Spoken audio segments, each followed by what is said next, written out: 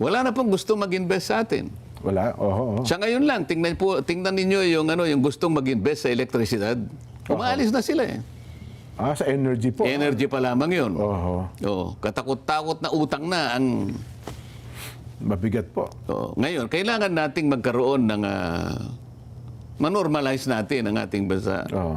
At ito ang pinaka hinihintay ng ating mga mamamayan.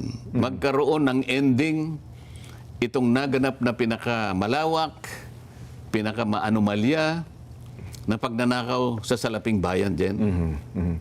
Ayaw ba nilang magbigay ng deklarasyon ngayon? Dito magsisimula ang tinatawag po natin na pagtatrabaho. Ayan. Puntahan na po natin ito. Ito po ang pinaka-priority.